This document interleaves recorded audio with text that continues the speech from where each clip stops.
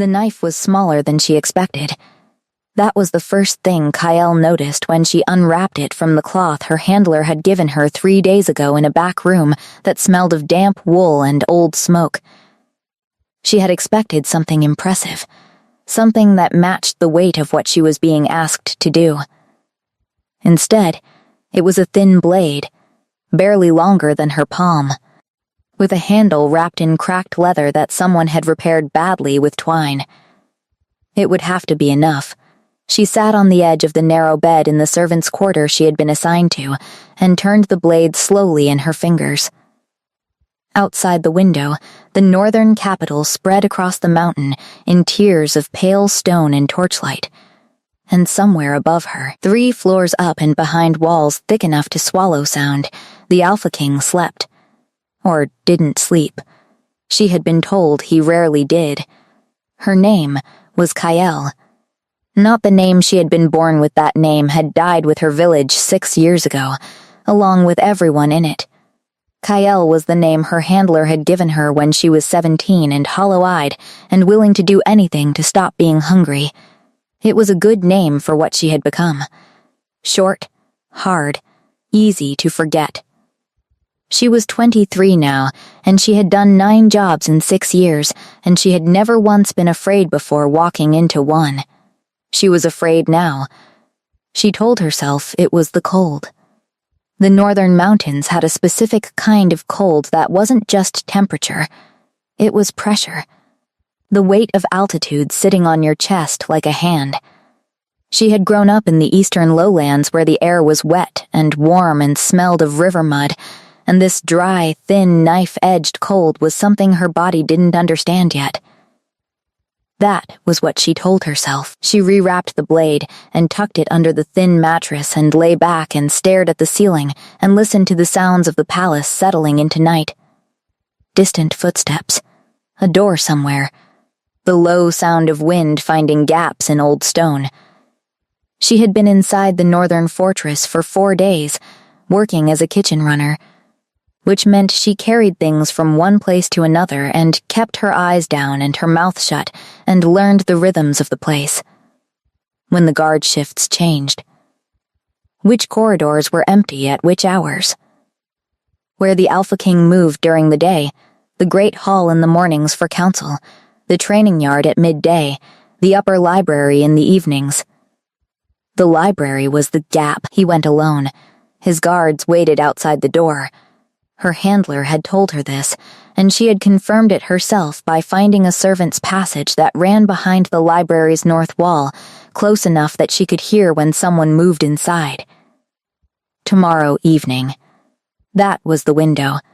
She closed her eyes and tried to sleep and lay awake for 3 hours instead. The kitchen started before dawn, and Kale was there, moving between the prep tables and the hearths with the focused blankness that had kept her alive through 9 jobs.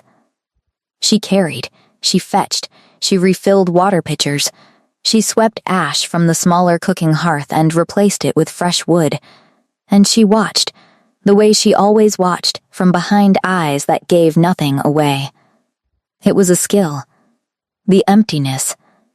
She had learned it early, not as a trained assassin trick, but as a child's survival mechanism, the particular stillness of a person who has learned that being noticed is dangerous. Her handler had recognized it when he found her and said it was the most valuable thing she had. Better than her speed, better than her aim. Better than the cold precision she had developed over years of difficult work. "You look like nobody," he had said. "That is everything." She was carrying a tray of bread through the upper corridor when she saw the Alpha King for the first time. She had expected him to look powerful. She had not expected him to look tired. He was walking with 2 of his commanders, and he was half a head taller than both of them, broad through the shoulders in the way of men who have been doing hard physical work since they were old enough to lift something. His hair was dark, and his jaw was sharp, and his eyes, even at this distance, were the particular pale gold that all the stories described. But he was rubbing the back of his neck with one hand while one of his commanders spoke, and the gesture was so ordinary, so entirely human, that it stopped something in her chest for just a second. She kept walking, eyes down. Nobody. She was almost past them when he looked up, not at her face, at her. She felt it before she saw it, some animal awareness of attention, the way the air changes when something large and predatory focuses. She kept her eyes on the floor and kept moving and did not change her pace by a single beat, and the moment passed, and she turned the corner and stood with her back against the cool stone and breathed slowly until her heart stopped doing what it was doing. He had not seen anything. She was a kitchen runner with a tray of bread. She was nobody. She repeated this to herself several times. It helped less than it should have. That evening, she positioned herself in the servants' passage behind the library wall 2 hours before he was due to arrive, because her handler had drilled into her that early was the only acceptable approach to timing. She stood in the narrow dark with the small blade in her hand and the cold stone at her back, and listened to the palace. She heard him arrive. The door. The particular silence of someone settling into a room and becoming comfortable in it. A chair. Pages. She found the panel her handler had described and pressed it, and it gave inward, slow, and almost silent. The library was lit by a fire and 2 oil lamps on the reading table, and the Alpha King was sitting with a book, and he did not look up when the panel opened. He said, without lifting his eyes from the page, "I was wondering when you were going to come through that wall." She did not move. Every instruction she had ever been given said the same thing about moments like this if you are compromised. Create distance and exit. Do not engage. Do not speak. The job is over. Get out. Report back, and the handler decides what comes next. Her feet did not move. The Alpha King turned a page. He still had not looked at her. "There is a chair," he said, nodding toward the one across the reading table, "if you prefer not to stand in a doorway with a knife." Kale's hand tightened around the blade. Her exit was behind her, the panel still open, the passage still dark. She could be gone in 4 seconds. She had timed the route. She did not take it. What she did, and she would not be able to explain this later, not to herself, and certainly not to her handler, was step into the library and let the panel click shut behind her. The fire threw orange light across the floor. The room smelled of cedar and old paper and something else, something that she couldn't name, the particular scent of a person who had been somewhere specific long enough to leave traces of themselves in the air. She stood 6 feet from the reading table and looked at the most powerful alpha in the Northern Territory and said nothing. He set the book down, face down, open, the way someone does when they intend to come back to it. Then he looked at her, and she understood immediately what the stories had gotten wrong about his eyes. They were pale gold, yes, that part was accurate, but the stories made it sound decorative, like a wolf's eyes in the light, catching and reflecting. These eyes were not catching anything, they were looking at everything. The kind of attention that didn't miss. He looked at her the way she looked at rooms she was about to move through. All of it, at once, and quietly. "You are frightened," he said. It was not a question, and it was not unkind, and it was somehow worse than if it had been either. "No," she said. He tilted his head slightly. "I can smell it." She knew this about alphas in theory, the ability to read emotional states through scent, like reading weather. She had accounted for it in her planning, which was why she had spent 4 days in the kitchen surrounded by smoke and grease and the overlapping scents of 40 people, trying to make herself into something ambient and unreadable. It had clearly worked until this moment, which meant he had smelled her fear through the wall, before she had even opened the panel. This changed certain things about how tonight was going to go. "Fear is a physiological response," she said. "It doesn't mean anything about intent." Something moved in his face. Not quite a smile. "You are a trained one." She said nothing. He leaned back in the chair and crossed his arms, and the firelight caught the edge of his jaw and the thin scar above his left eye, and he looked at her with that quiet, total attention. Where did they find you? That's not relevant. Who sent you? She was quiet. You are not going to tell me. No, he nodded, as if this was reasonable, as if this was a conversation between two people discussing something ordinary. She had walked into his library with a blade, with the specific intention of ending his life, and he was treating it like a mildly interesting interruption to his reading. This was not how this was supposed to go. She had done 9 jobs. She had never gotten to this point in any of them. The part where the target was awake and watching and aware. Her work had always been cleaner than that, faster, the specific mercy of not knowing. She had told herself this was the merciful part. The speed. Looking at him now, she understood that she had been telling herself this because it was easier than the alternative. He said, "Try again tomorrow." She blinked. What? You came here to do something. He picked the book back up. You are not going to do it tonight. You can see that. I can see that. So, he opened to the page he had been on. Try again tomorrow. You know where the panel is.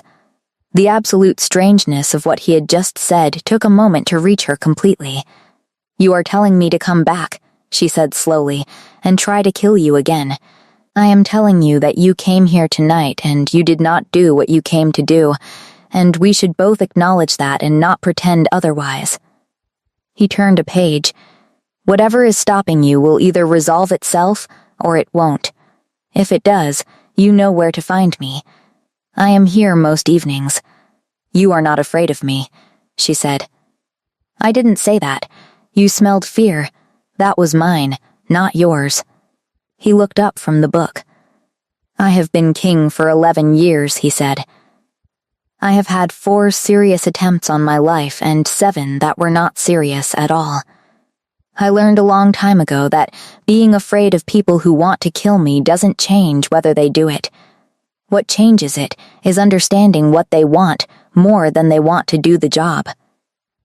He paused. Tonight. Whatever that is, it's stronger than your training.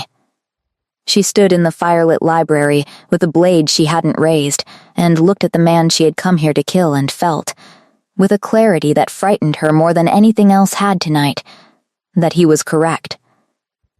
I won't come back, she said. All right, she found the panel and went back into the dark passage and stood there for a long time with her back against the wall and her heart doing something uneven and strange, listening to the sound of a page turning on the other side. She came back the next night. She told herself it was to finish the job. This was not entirely a lie. There was still an objective, still a handler expecting a report, still a very small and practical part of her brain that understood that failing to complete an assignment had consequences she was familiar with and preferred to avoid. She climbed into the servants' passage at the same hour and stood in the dark and listened and heard the familiar sounds of someone settling into the library, the chair, the pages. She pressed the panel. He did not look up this time either. He had a different book. I did not think you would come back, he said. I told you I wouldn't. You did. He turned a page. That chair is still there. She looked at the chair. It was a plain thing, solid dark wood with no cushion, the kind of chair that furnishes a room because rooms need chairs, not because anyone thought carefully about comfort. She had been standing for the better part of 2 hours in a narrow stone passage. She sat down. The fire was lower than the night before, the room a degree or 2 cooler, and the lamps on the table cast a circle of warm light that made everything outside it feel very far away. The Alpha King read. She sat in the chair across from him and did not move, and the silence between them was strange because it wasn't uncomfortable, and an uncomfortable silence was the only kind she knew. After a while he said, without looking up, Are you planning to read something, or just sit there? I'm deciding whether to kill you. You have been deciding that since yesterday evening." He turned another page. "You are a slow decider. I'm thorough." Something changed in the corner of his mouth. "There are books on the shelf behind you. The ones on the right half are more interesting." She did not turn around. She looked at him across the reading table instead, at the way the lamplight sat on the sharp angles of his face, at the particular stillness he had that was different from her stillness. Her stillness was trained, a thing she had built deliberately over years. His felt like it had always been there, a natural depth, the stillness of something large and old that did not need to announce itself. "How did you know I was in the passage last night?" she said, "before I opened the panel." He set the book down properly this time, not face down open, but closed with his thumb holding the page. "Your breathing changed when you found the right panel. Through the stone. I have very good hearing. That should not be possible. And yet..." He opened the book again. She thought about this. She thought about the fact that he had known she was there, known she was afraid, known she was not going to do anything, and had still sat calmly in his chair and read his book. She thought about what kind of person that required you to be. "You were not worried," she said. "I was a little worried. You didn't act worried. Acting worried would not have helped either of us." He paused on a page. "If you had come through that wall with real intent, worry would not have been fast enough. And if you came through the wall the way you did, with that much fear and that much hesitation, then worry was unnecessary. Either way, it adds nothing." She sat with this. "That is an unusual way to be," she said finally. "Probably," he glanced up briefly. "What is your name?" She nearly said Kyle before she caught herself. It was the name she used, but for reasons she did not examine directly in that moment, she did not want to use it here. She did not want to give him the name her handler had given her, the name that belonged to the version of herself that was sitting in this chair for professional reasons. "Kyle," she said, because she had no other name that was still hers. He repeated it once, not tasting it, not with any particular weight, just confirming that he had it. "I'm Reese." She knew his name. She had known it before she arrived, had read everything her handler had assembled on him, the political history and the pack alliances, and the military record and the personal details that intelligence work always surfaced, the small human facts that made a target into a person if you let them. His name was Reese Devon, Alpha King of the Northern Realm, 11 years on the throne. Took it at 20 after his father was killed in a border conflict. No Luna, no known mates. She had read all of this and it had been information. Hearing him say it to her across a reading table felt like something different. "I know your name," she said. I assumed. He went back to his book. "You came here knowing everything about me, and I know almost nothing about you. That is a significant imbalance. That's how my work operates.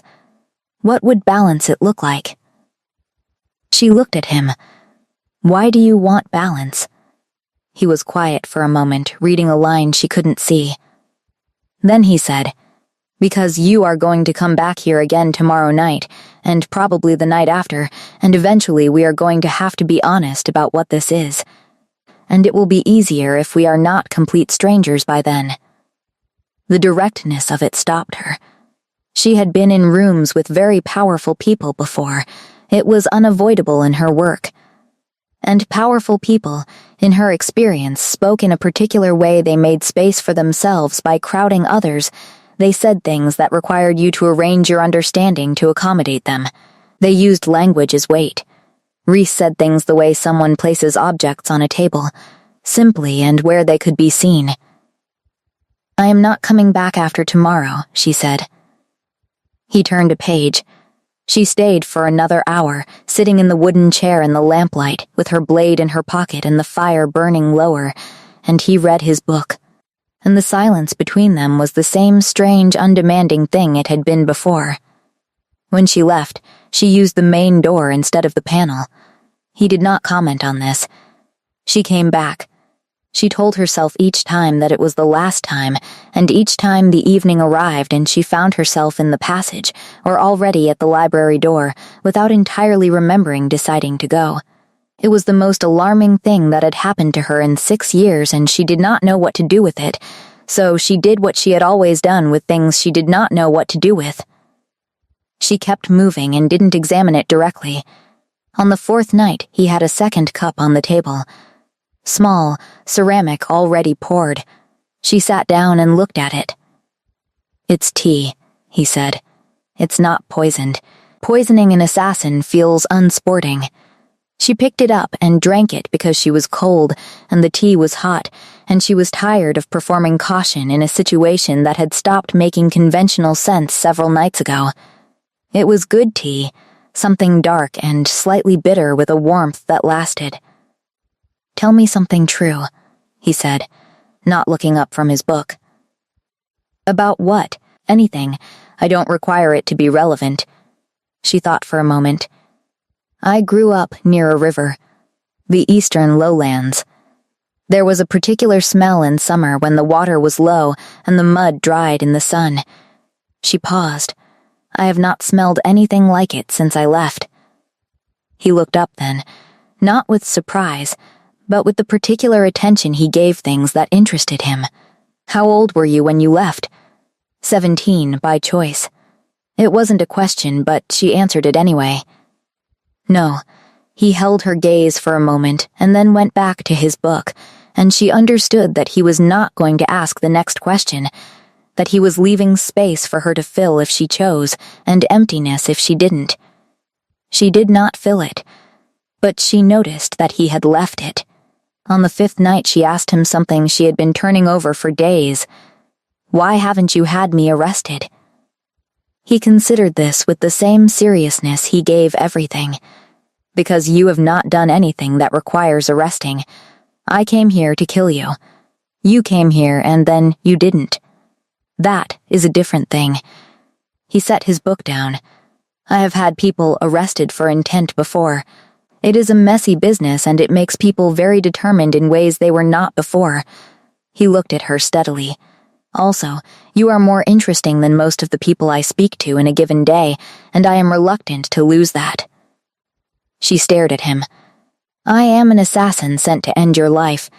Yes, and you keep coming back to sit in a chair and drink tea instead. I find that genuinely compelling." She did not know what to say to this, and so she said nothing, which was her default in situations that exceeded her frameworks, and he picked his book back up and the evening continued. But something had shifted, and they both knew it. On the 6th night, she asked who had trained her. She told him enough, not everything, the outline of it, the handler, the years, the work that had no other name in her mind except work. He listened without interrupting, which was not something most people were capable of. When she finished, he was quiet for a moment. "Do you want to still be doing this in 10 years?" he asked. The question landed somewhere unexpected. She had not been asked what she wanted in so long that the question itself felt strange, like a word in a language she used to speak. "I have not thought about 10 years, she said. "What about 5? "I don't do 5 either. How far ahead do you think?" "Tomorrow," she said. "Sometimes the day after." He looked at her across the table, and something in his expression was careful, the way you are careful with something that is both fragile and sharp.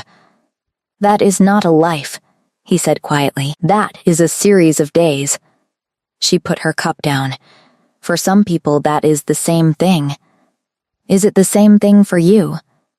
She did not answer. She looked at the fire instead, at the way the coals had settled into a steady orange glow without much flame, the kind of fire that would last through the night without needing attention. Reliable, quiet, she thought about the eastern lowlands, the smell of the river in summer, the particular quality of light in the mornings when the mist came off the water and everything was soft and gray before the sun burned through. She thought about the fact that she could picture all of this with absolute clarity, and that she had not allowed herself to think about it in years because thinking about it was a kind of pain she had no use for. "No," she said, "it is not the same thing." He didn't respond immediately. He sat with her answer in the way he sat with everything, giving it weight and room and not rushing toward the next thing. Outside the library, the palace was settling into its late-night stillness. She could hear nothing from the corridors. "There are other ways to be useful," he said finally. "If that is what you need, to be useful. I don't know how to do anything else. You know how to read people. You know how to move through spaces without being noticed. You know how to gather information and hold it and use it at the correct moment." He paused. "These are not assassin skills specifically. They are skills that belong to you." She looked at him. He was reading again, or making the motion of reading, and she had learned in 6 evenings that these were not always the same thing. Sometimes he looked at a page and thought about something else entirely. She could tell by the specific quality of his stillness. "Why are you doing this?" she said. He turned a page. "What specifically?" "This. The tea." The questions, she gestured slightly, encompassing the room, the evenings, the impossible normality of it. "Whatever this is." He looked up.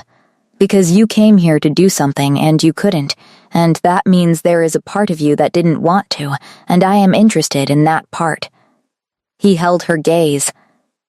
"I have not been interested in something in quite a while." The fire crackled. Somewhere in the palace a door closed. She picked up her cup and finished the tea and set it down, and she did not say anything else that night, but when she left she went again through the main door. On the 7th night she told him about her village. She had not planned to. She had not told anyone about it, not in 6 years, not her handler, not the people she had occasionally worked alongside, not the woman who ran the boarding house in the eastern city where she sometimes stayed between jobs and who made good soup and asked no questions. The information lived in her the way scar tissue lives, present, functional, not requiring attention. She told him because he asked her a small and ordinary question about whether she had siblings, and the answer to that question required context. And before she understood what she was doing, the context was coming out of her in short, plain sentences that did not ask for anything in particular. Not sympathy, not a response, just somewhere to exist outside of her. For a few minutes. She had 2 brothers. Younger, the older one had their mother's eyes and a habit of laughing at things that weren't funny yet, before the joke arrived. As if he could hear it coming. The younger one was serious and small and collected things, flat, smooth river stones and bird feathers and once a piece of blue glass that had probably been a bottle at some point. The pack that came through her village was not local. That was the part that had made no sense at the time, and still made no sense now if she looked at it directly, which she generally tried not to do. The local packs had agreements.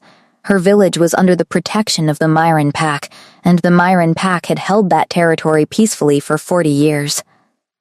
The pack that came through was something else, something with no markings she recognized, following orders she never learned the origin of. She had been in the river meadow when it started. She heard the sounds before she saw anything, and she stood in knee-deep water with her shoes in one hand and understood, with the specific clarity of someone whose body knows things before their mind does, that she should not go back. She didn't go back. She stood in the water until it was dark, and then she walked east and kept walking. When she finished, the library was very quiet. The fire had settled. Reese was looking at the table in front of him, not at her, giving her the space of not being watched. After a moment, he said, "How long did you walk?" 9 days, until I reached the city. Alone, yes. He was quiet for another moment. The people who did this, do you know who they were? No. I have tried to find out. 6 years of work that puts you in proximity to information, and I have not been able to identify them. He looked up then. His pale gold eyes were steady. I might be able to help with that." She looked at him. "Why would you?"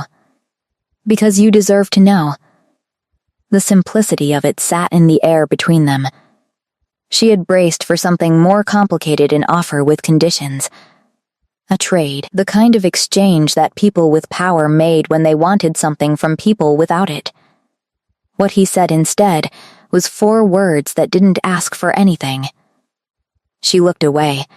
She pressed her thumbnail against the ceramic edge of the cup and felt the slight rough texture of the glaze. "I am still technically here to kill you," she said. "I know. You are helping me anyway." "Yes, why?" He considered this for a moment. "Because being afraid of what you might do is less interesting than finding out what you will do instead." He picked up his book and then set it down again.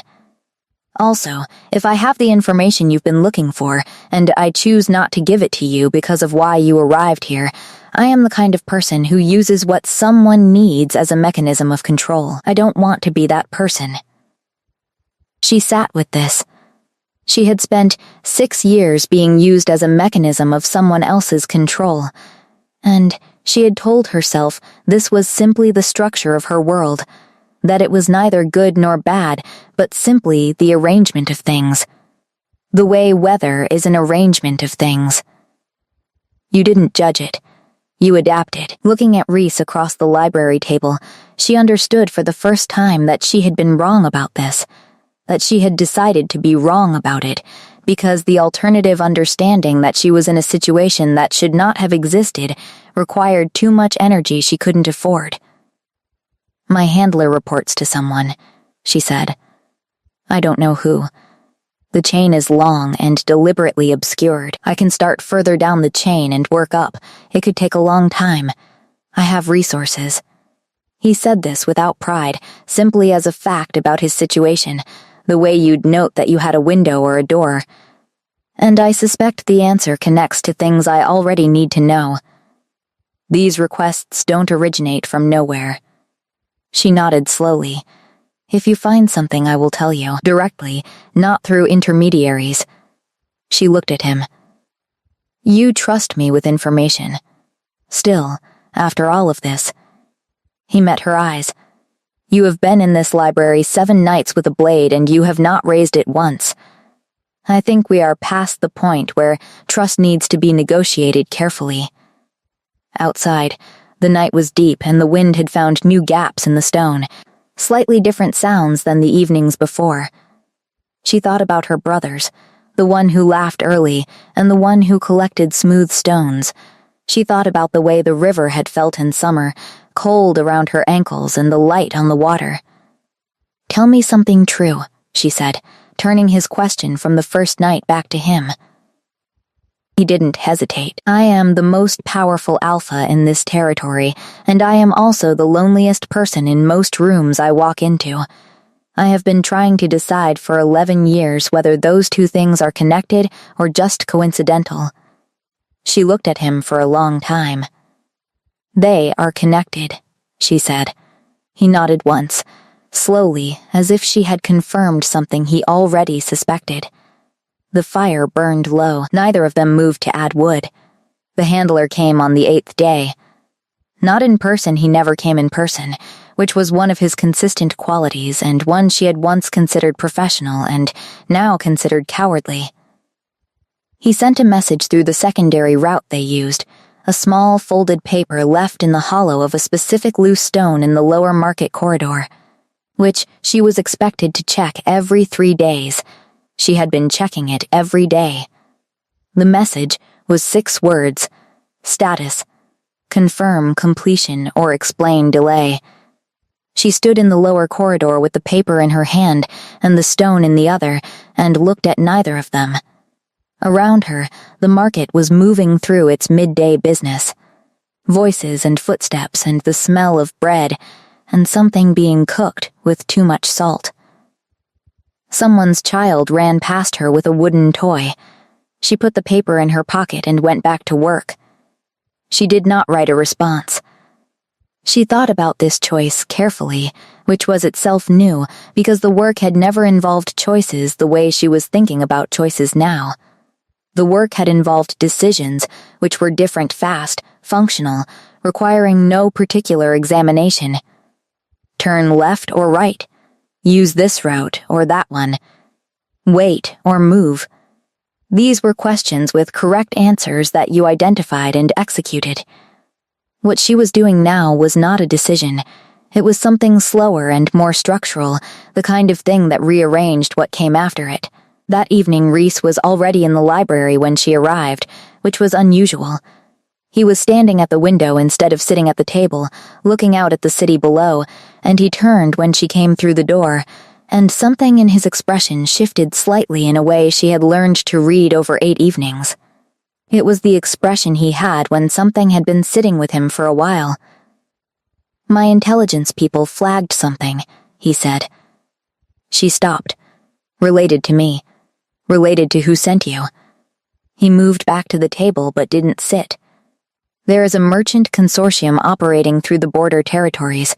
3 families, old money, territorial grievances going back to my grandfather's time. They lost a significant land grant when I restructured the northern trade routes 2 years ago." He looked at her steadily. "They have been funding a private network.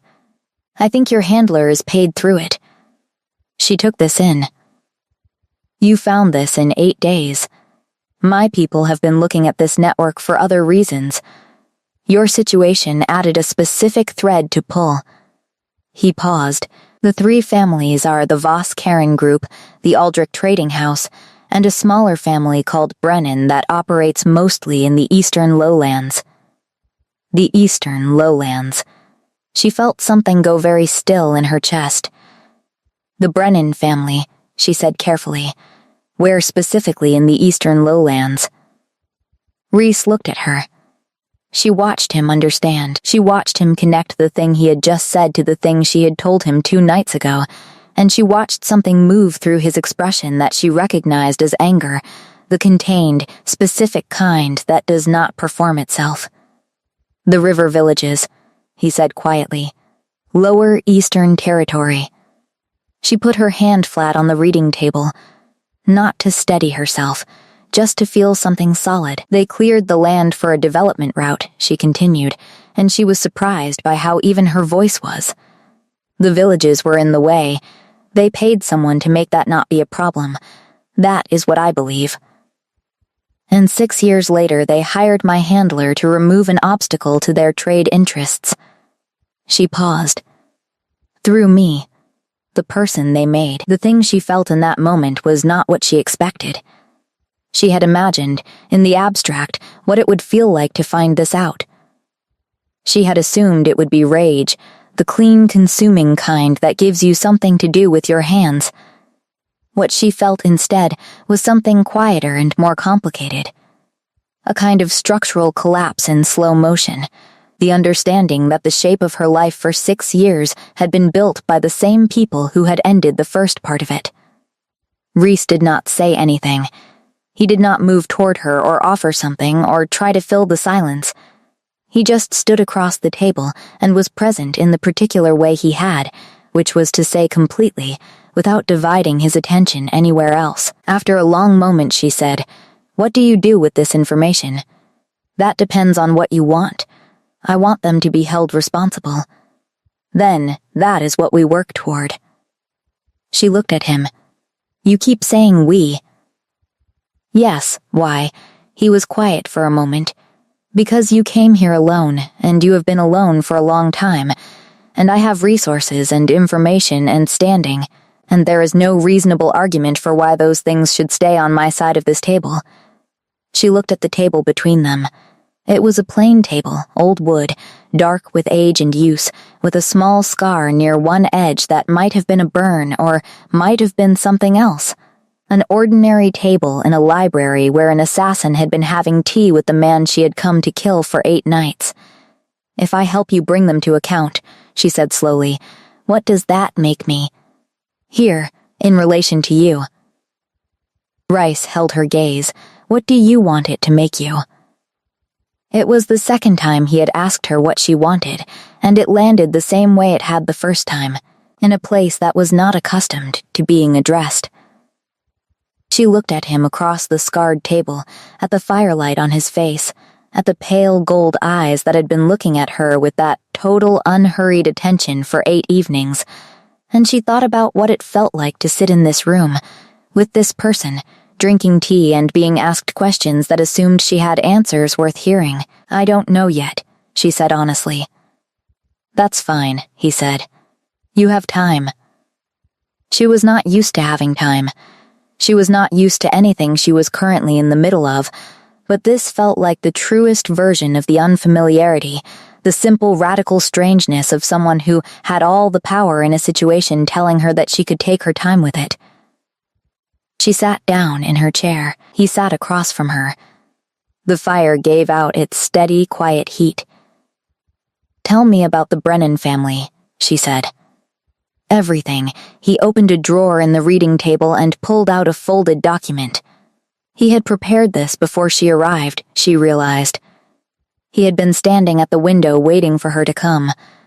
He put the document in front of her, and she leaned forward, and they began. She stopped checking the hollow stone.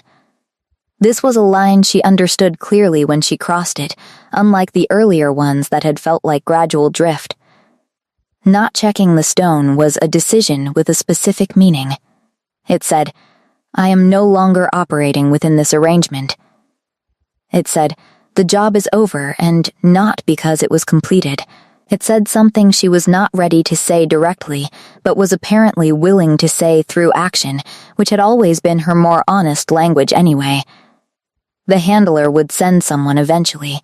She knew this. She was not naive about the machinery she had been part of for 6 years, and she understood that people who ran networks like his did not simply absorb a missing operative as an acceptable loss and move forward.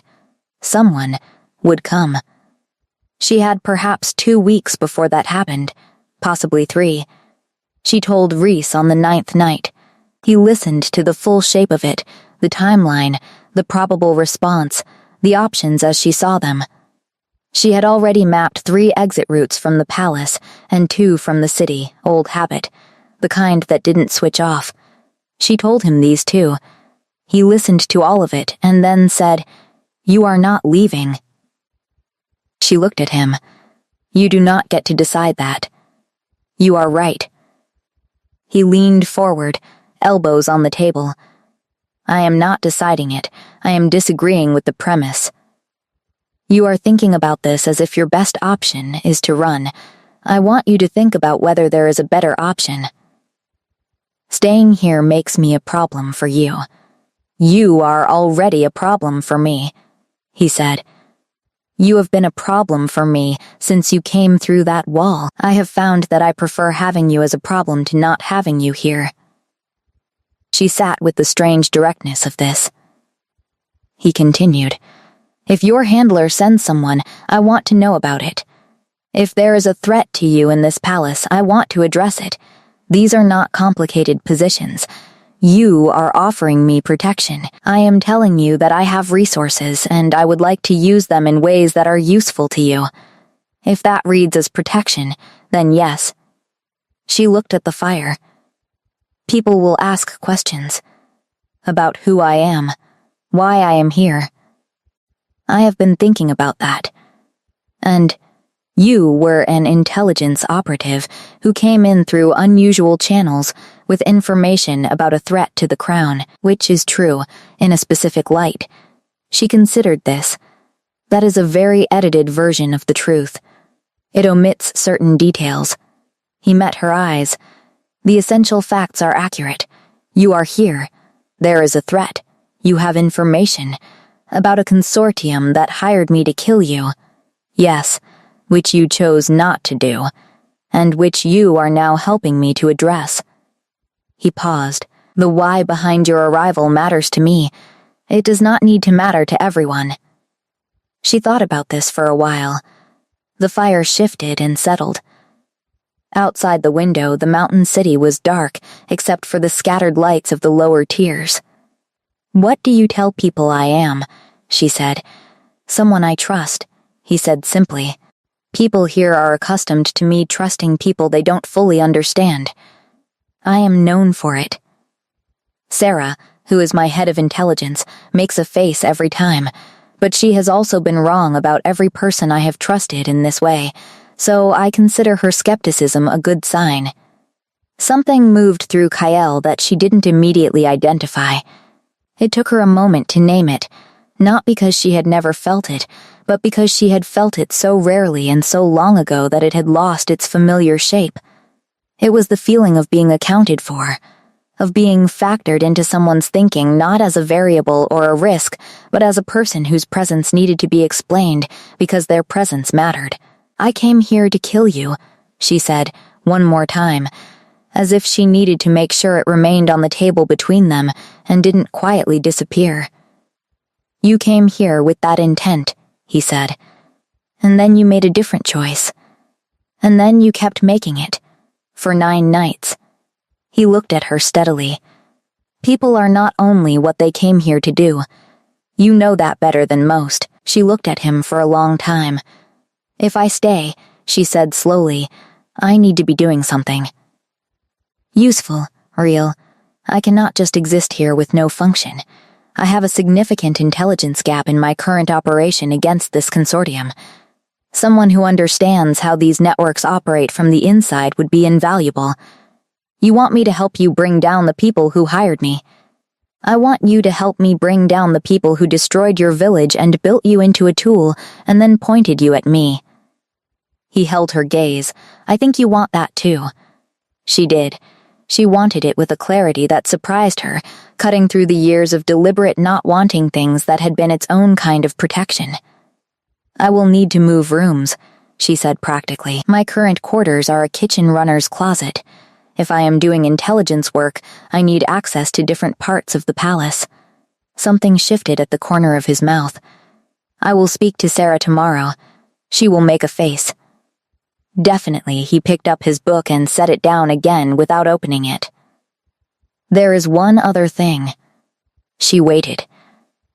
"My council will ask questions eventually about who you are and what your standing is here. I can delay that, and Sarah can manage it for a while, but at some point there will need to be an answer that means something to them." He looked at her carefully. "I am not suggesting anything. I am telling you that the question will arise, and I want you to know it is coming, so it does not arrive as a surprise." She understood what he was not suggesting. She understood it clearly, with all of its implications and its weight, and she did not look away from it. But she also did not reach for it, because it was enormous and she was still very much in the middle of reconfiguring everything else. "One thing at a time," she said. "Yes," he agreed.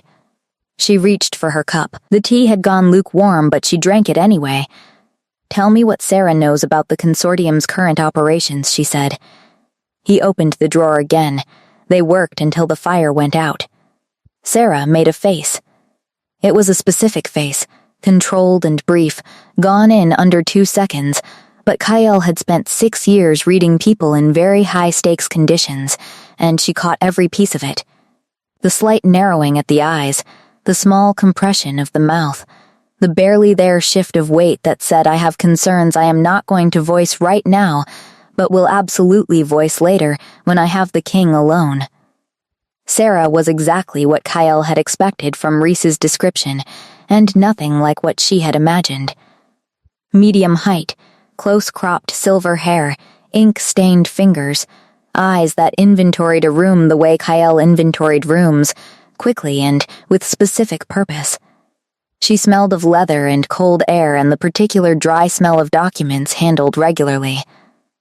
She looked at Kyle with the careful attention of someone who was very good at their job and was currently applying all of it. "Unusual channels," Sarah said. "Yes," Reese said. "How unusual." "Very," a pause. Sarah looked at Kyle. "What did you do before?" "Intelligence work," Kyle said. "Private networks." "Which ones?" "I am not going to tell you that yet." Sarah's eyes moved to Reese. He said nothing.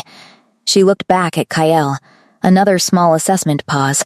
"Eastern Lowlands background," Sarah said.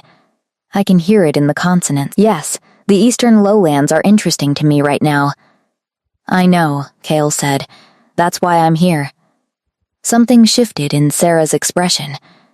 The skepticism was still there, but something else had joined it, not warmth exactly, but the professional recognition of someone who communicates efficiently. "Sit down," Sarah said. "Tell me what you know about the Brennan family's Eastern operations." Kyle sat down and talked for 2 hours. She did not tell Sarah everything. She did not tell her how she had arrived here or what her original purpose was. She gave Sarah what was useful, the structure of the network as she understood it, the communication routes, the way the handler passed information and received assignments, the pattern of the jobs as she had experienced them over 6 years. She gave Sarah the bones of the thing, the architecture, leaving out the details that would require explaining too much too soon. Sarah wrote. She wrote a great deal, small tight script in the margins of existing documents and on new paper, and she asked precise questions that told Kyle exactly what she already knew and where her gaps were. It was like watching a very good craftsperson work. Kyle respected it genuinely. At the end of 2 hours, Sarah set her pen down and looked at Kyle with the expression of someone who has updated their assessment. "You have been inside this network for 6 years, Sarah said. "Yes, and you are now outside it. Yes, that is a significant shift. What caused it?" Kyle was quiet for a moment. "I found out who ultimately funds the operation." Sarah glanced at Reese.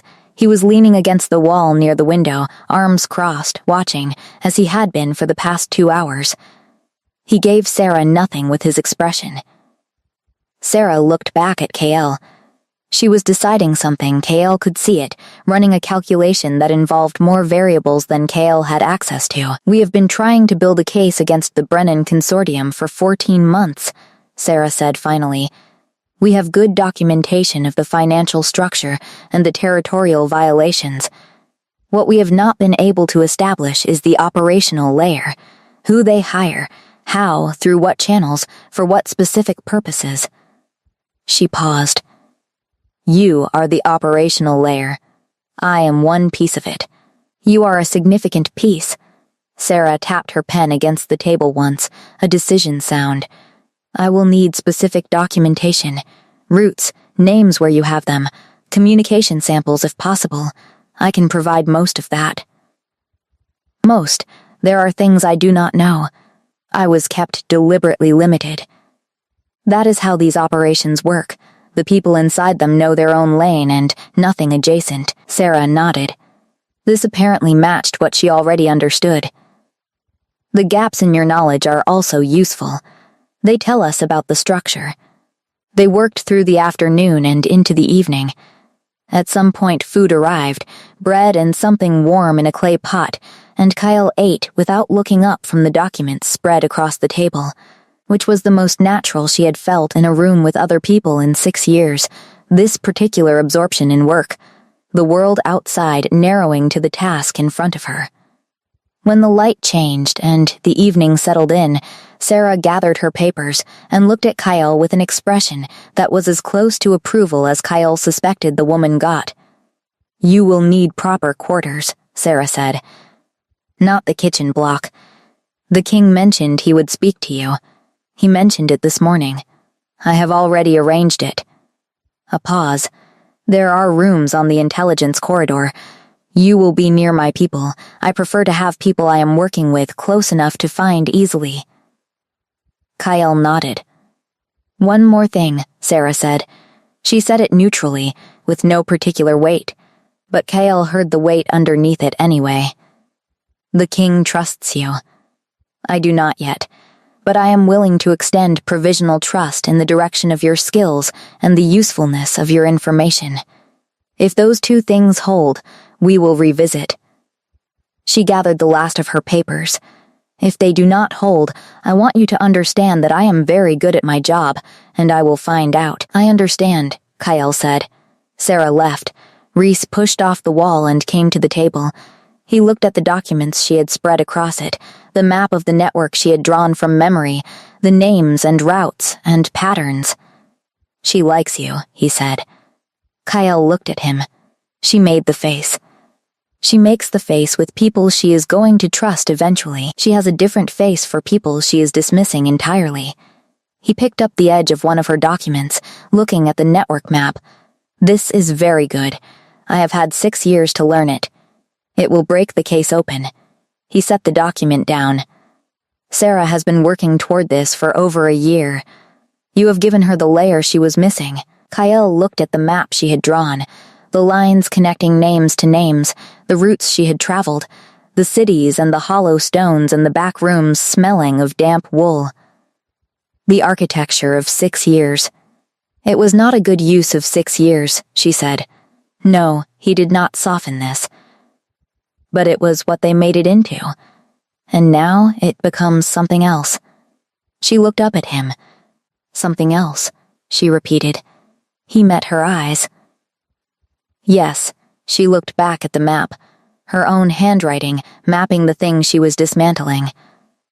There was something in this that she could not name precisely but felt clearly, a kind of rightness, the specific satisfaction of a thread being used for something other than what it was made for, something better, something that actually held. The handler sent someone on the 11th day. Sarah's people identified the operative before he was inside the city walls, which said something about how good Sarah's network was, and something else about how the handler had chosen someone less careful than the job required. Kyle had known operatives like this, people who were effective in controlled conditions and became visible when the conditions changed. They brought him to an interrogation room in the lower keep, and Sarah asked Kyle if she wanted to be present. She thought about it. Yes, she said. The operative was a man she had worked near twice, never directly with. He looked, in the context of a stone room with 2 of Reese's guards at the door, significantly less capable than he had in the context of a border city market where he had been comfortable and unobserved. He was frightened. She could read it in his posture, the way he held his shoulders, the very specific stillness of someone trying to appear still rather than actually being it. She knew this stillness. She had worn it. Sarah asked the questions. She was methodical and unhurried, moving through what she wanted to know in a sequence that appeared conversational and was entirely structured. The operative gave up what he knew faster than he should have, but Kyle had learned long ago that most people did. That the idea of holding information under pressure was much more solid than the reality, that silence was a skill most people had never been asked to develop. What he knew was limited. The handler kept his operatives lean on information, as Kyle had told Sarah. But the pieces he had, the contact route he used, the account he drew payment from, the name he knew his immediate contact by, these were the pieces that slid into the spaces in Sarah's documentation and completed things. When he was done, Sarah nodded to the guards and looked at Kyle. Anything you want to add? Kyle looked at the operative. He was looking back at her with an expression that had moved from fear to a complicated mix of fear and something like betrayal, which she found she could examine without flinching. She understood the feeling.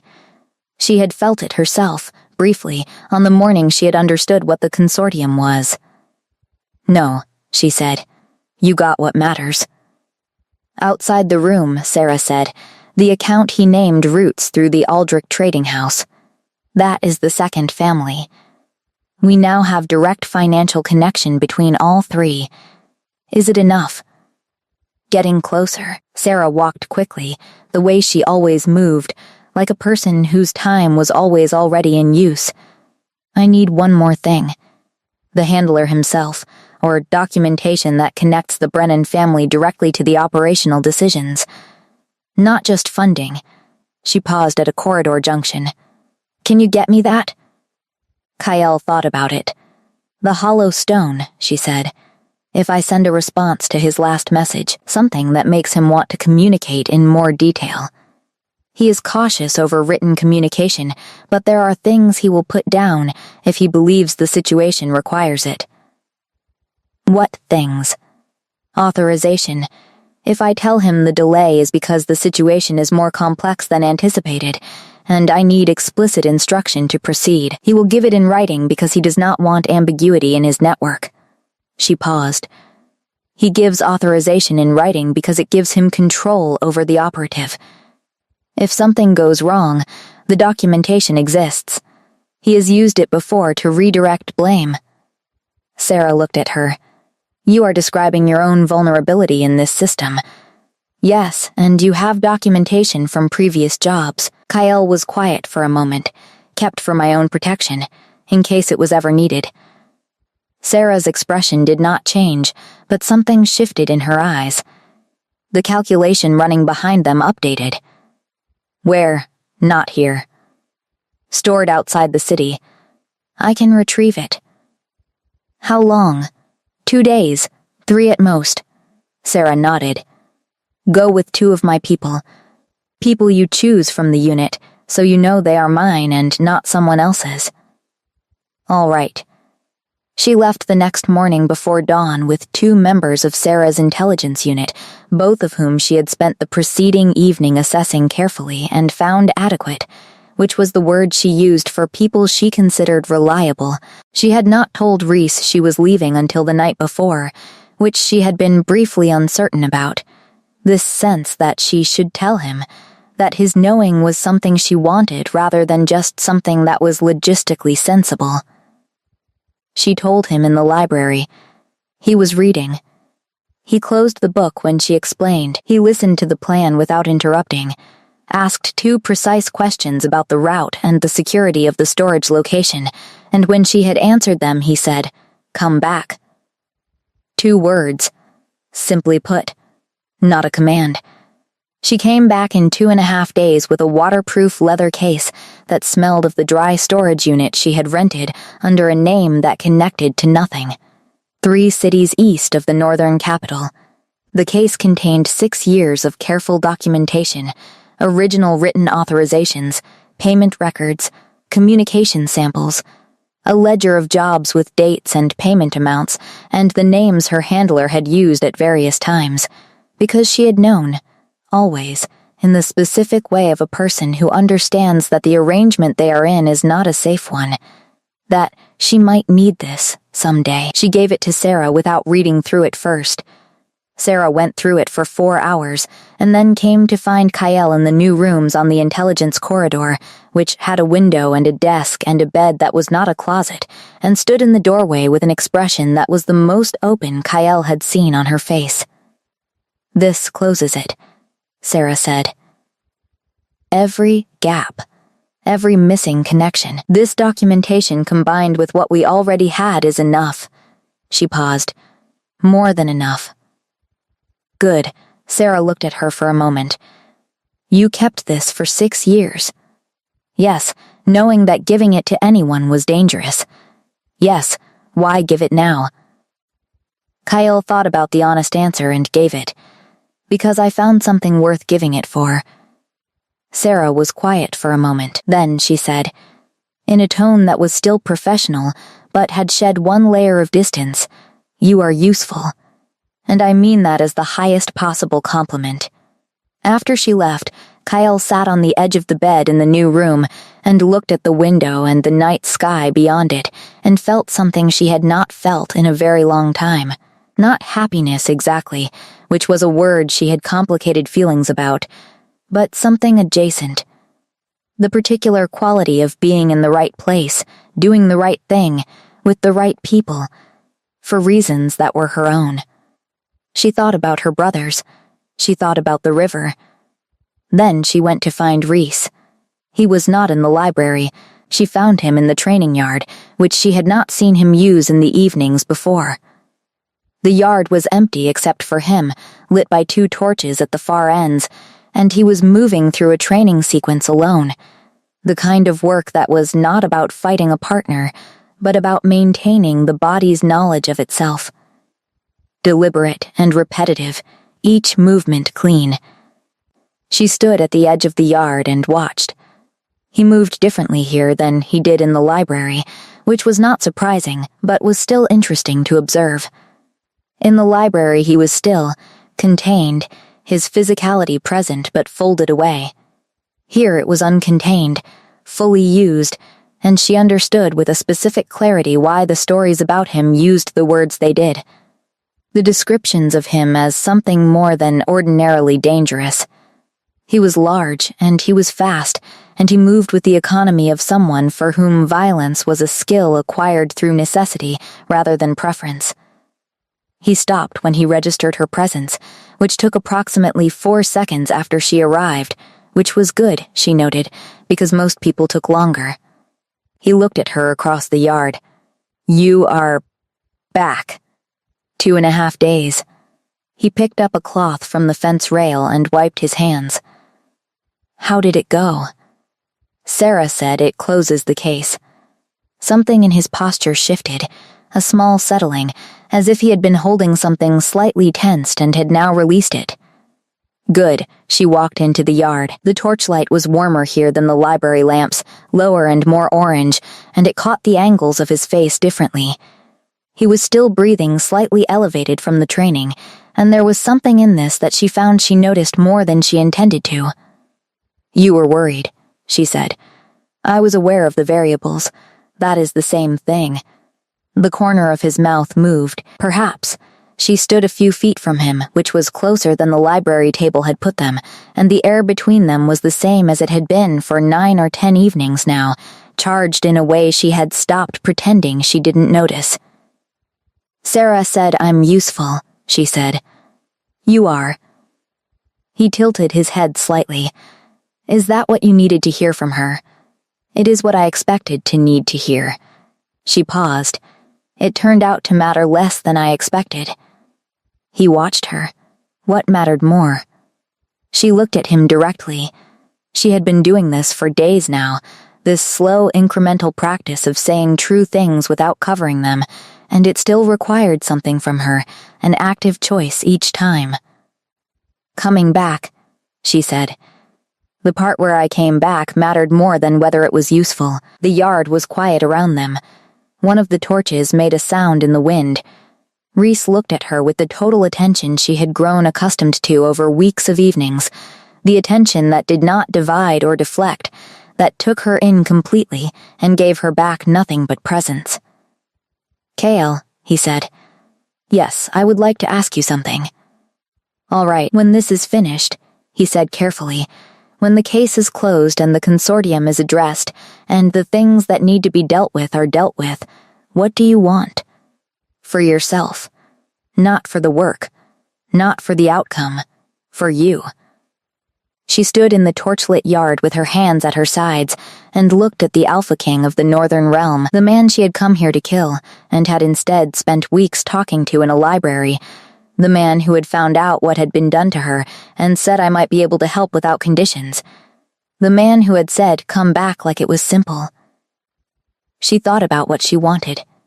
She thought about it seriously, the way she had started thinking about things seriously when they deserved it, which was new and still slightly uncomfortable, and also, she was finding, essential. "I want a fixed place," she said. "Not necessarily forever, but for a while. A place where I know the smells, where I know where things are in the dark." She paused. "I want to know what happens next. Not just the next day. Further than that." He was quiet for a moment. "That is available here," he said. She looked at him. "I am not pressuring you toward a specific shape of it," he said. "I am telling you that if you want to stay, there is room. There is a function that is real and useful. There is." He paused, briefly, and she saw him choose the next word deliberately. "There is a person here who would like you to stay. Apart from the function." She breathed out slowly. "I came here to kill you," she said, for what she thought might be the last time she needed to say it. "I know. And instead, I'm standing in your training yard at night and you are asking me what I want." "Yes." She looked at him for a long moment. The torchlight. The pale gold eyes that never stopped paying attention. The man who had poured tea and left silences and asked questions and given her documentation about the people who had destroyed everything she had been, not as an exchange, but because she deserved to know. She took one step forward, which closed the remaining distance between them. She felt his wolf then, in the way she had started to feel it over weeks of proximity, not as a threat but as a presence, large and steady, circling the edge of things with patient attention. She felt her own response to it, something she had no wolf word for because she was not a shifter, but that operated similarly, a recognition, a settling. "All right," she said. He looked at her. "All right, you will stay. All right to the whole thing." She held his gaze. "All of it, whatever that ends up being." He reached out and his hand found hers, the one with the faint calluses from years of knife work, and his fingers closed around it the same way she had imagined other hands held things, the way you hold something you are not planning to put down. "Whatever it ends up being," he agreed. Above them, the mountain sky was enormous and black and very full of stars. The council session that brought down the Brennan Consortium happened on a gray morning 3 weeks later when the first snow of the season was finding the gaps in the upper windows and melting against the warm stone floors. Kyle sat in the gallery above the great hall, which was not the council floor, which was intentional. Sarah had suggested it, and she had agreed. Not out of uncertainty about her standing, but out of understanding that the evidence should speak first, and evidence presented by a person whose history was complicated needed to be received before that person was introduced in full. She watched Sarah work. She was extraordinary, methodical, precise, relentlessly calm. She laid out the documentation in layers, beginning with the financial structure and building toward the operational records, letting each piece establish the next, so that by the time she placed Cale's ledger on the council table, the council had already been walked through every connecting piece, and the ledger completed a picture they had already partly seen. The 3 family representatives were present.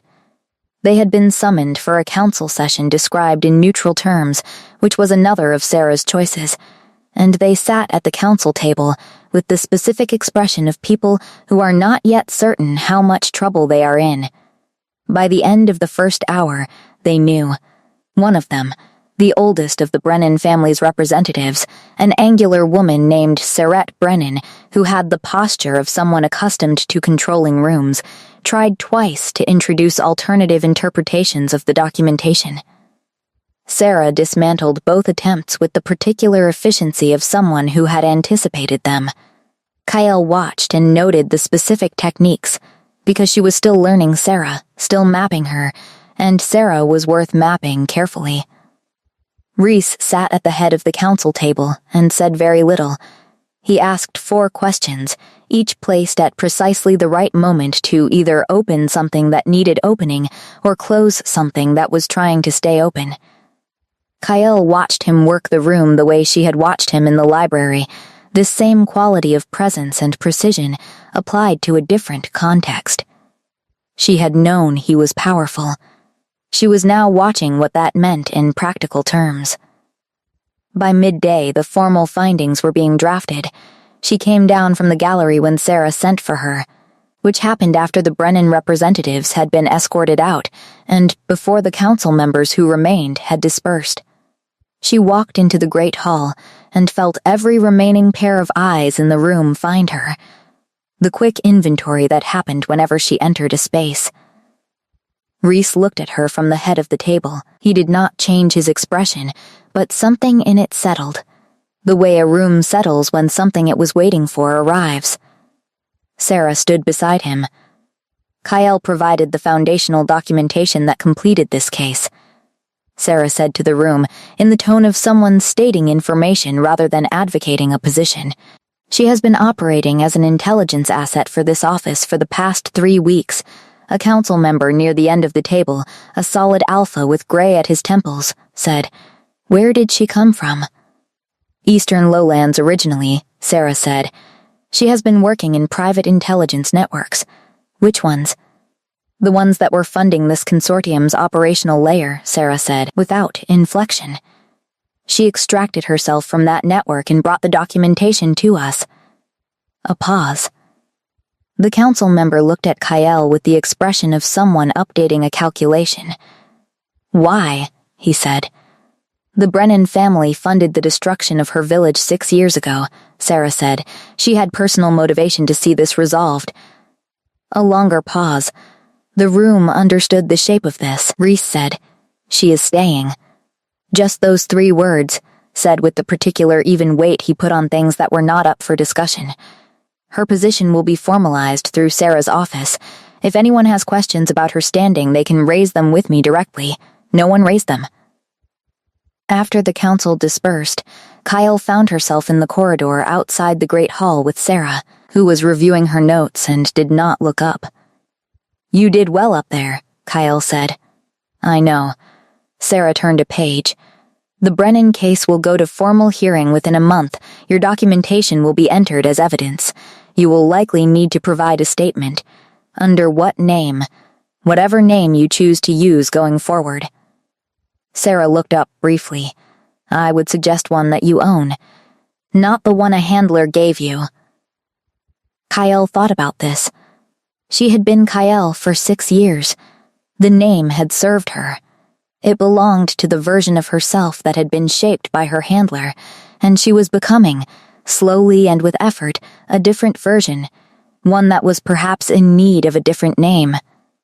She thought about the river. The eastern lowlands, the smell of mud and summer water. Her mother had called her something, the real name, the one from before.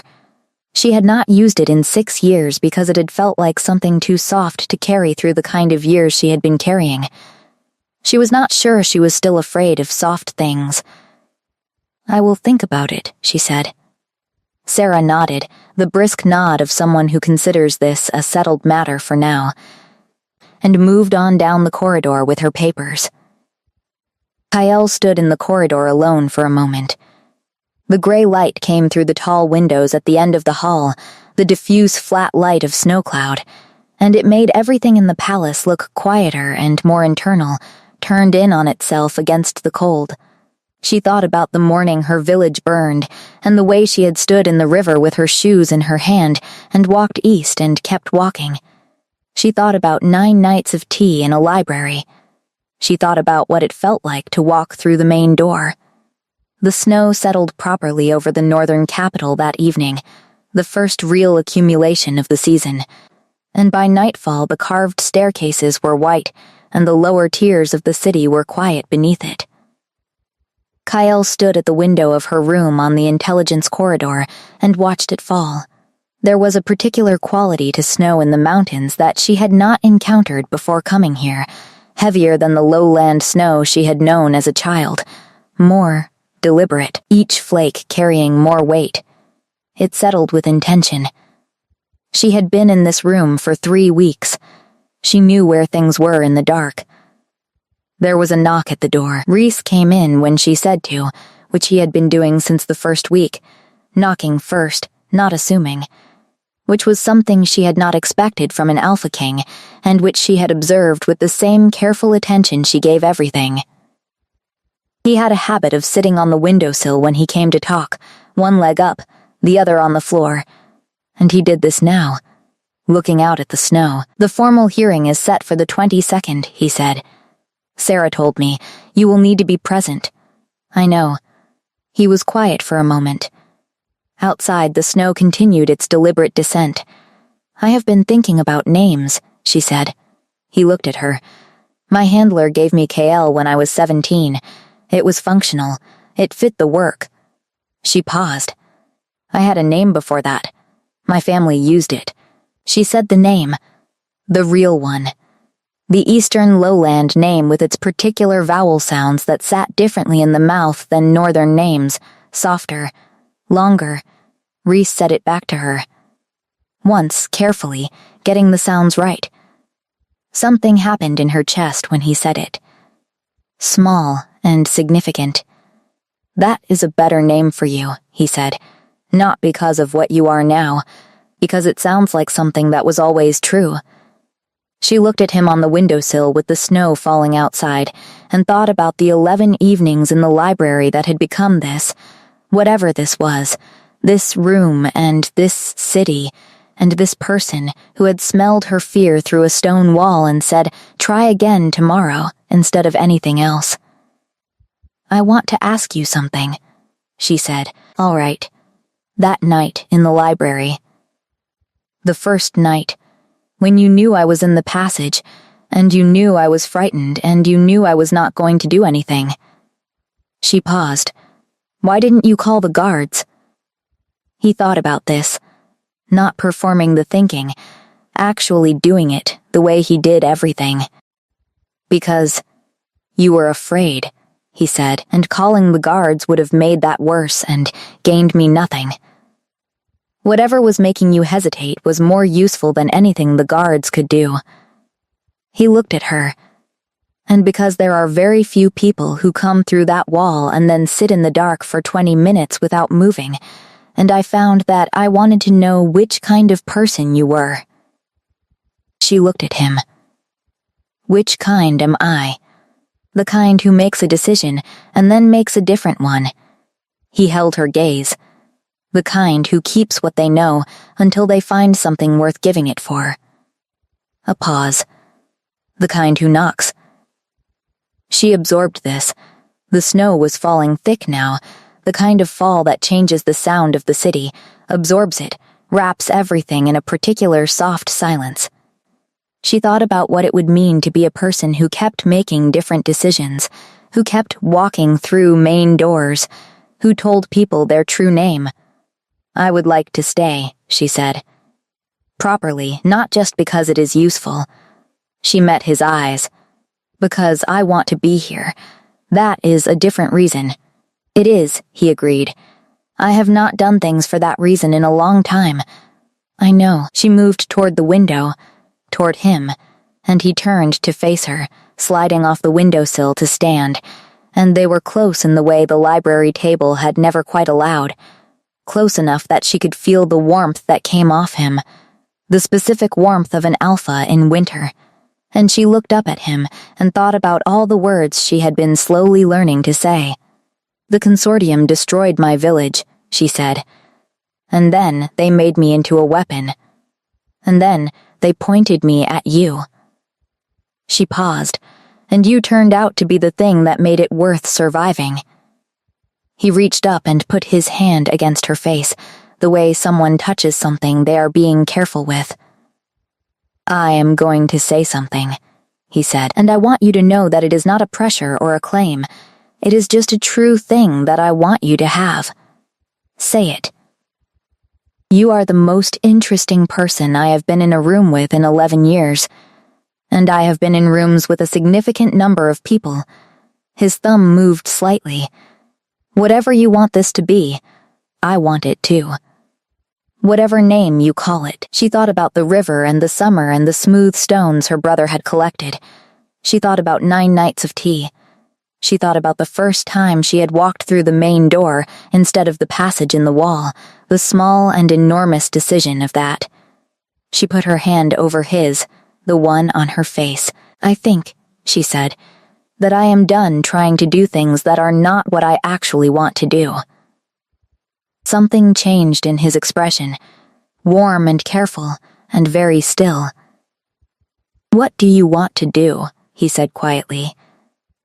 She told him, not with words, because some things were more honest than words, and she had spent enough years communicating through action to know that this was one of those things. She told him the way she had learned to tell true things, directly and without covering it. Outside, the snow fell on the mountain city and the carved staircases and the torchlit corridors and the library with the reading table and the 2 chairs and the cup she had drunk from for 9 evenings. It fell on the lower tiers and the market corridors and the hollow stone she had stopped checking. It covered things over, the way snow does. And what it covered became quieter, and what remained above it became clearer by contrast. More itself, the essential shapes of things. Inside the room on the intelligence corridor, the fire burned steadily, and the Alpha King of the Northern Realm stood with his hand against the face of the woman who had come here to kill him, and had made a different choice, and kept making it, and would keep making it. He pressed his mouth to her forehead first. Just that. She closed her eyes. She felt the warmth of him through every point of contact, his hand on her face, his other hand finding her waist. The solidness of him, the absolute reliable reality of this particular person in this particular room. She thought about the word home, about what it required, about whether it was a place or a set of conditions or something else entirely, something that was not fixed in geography but in the quality of attention, in what it felt like to be known. She thought she might be beginning to understand. She breathed in pine resin and cold air and the particular scent she had learned to associate with him, with safety, with evenings that stretched long and easy and full of pages turning. "Reese," she said. "Yes, I came back." His arms came around her. "I know," he said against her hair. "I was counting." Outside, the snow continued to fall, heavy and deliberate and permanent, and the northern city settled into white, and in the morning everything would look like it had always been this way, like this was simply the shape of the world. The assassin and the king and the library between them, and all the doors she had learned to walk through. She had come here with a blade and a fear she couldn't name. She was leaving something else behind, not the work, not the skill, not the careful, watchful intelligence she had built in 6 hard years. Those were hers. Genuinely hers in a way the work itself had never been. She was leaving behind the version of herself that had believed she was only what her handler had made her, only the name he had given her, only the narrow lane of use he had assigned. She pressed her face into the warmth of his chest and listened to his heartbeat, steady and real, and let the rest of it settle around her like the snow, like weight and silence, and the beginning of something new. She had tried again tomorrow. And the tomorrow after that, and every tomorrow had led here, to this room, to this warmth, to the extraordinary, ordinary fact of a person who had counted the nights she came back. She thought that was probably enough. She thought that was, in fact, everything,